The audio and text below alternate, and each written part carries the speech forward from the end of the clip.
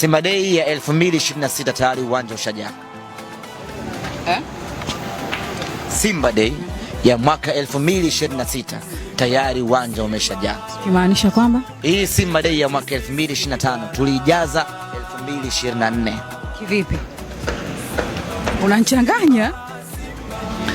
Watu wote 60,000 waliokuja leo, waliokuja leo. Tulijaa kabisa Hakuwa na pengo hata kidogo. Toki wapi? Watu walikaa paka njiani.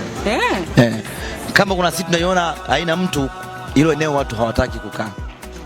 Kwa hiyo wanakwenda kujibana sehemu. Kwa Simba Day ya 2026 tayari imeshajaa.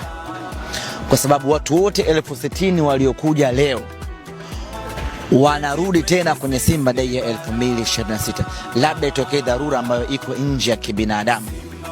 Lakini kila mwana Simba aliyetoka kwenye Simba Day hii anashuka kutoka uwanjani anasema mwakani sikosi, mwakani nimo tena. Maana yake ni kwamba tayari Simba Day ya 2026 imeshajaa. Kwa sababu watu wote hapa hakuna aliyeboreka, hakuna aliyekwazika. Maana yake wako tayari kurudi tena kwenye Simba Day ya 2026. Kwa tayari imeshajaa. Hapa ninapozungumza na wewe Jen Kishai, tayari imeshajaa. Lakini wale ambao wako nyumbani, kuna waliokosa tiketi wanajilaumu kwa kuchelewa kununua. Alafu ambao hawakuwa na mpango wa kuja wanajilaumu vibaya mno ya kwamba nimekosa jambo bora kweli kweli kwenye maisha yangu.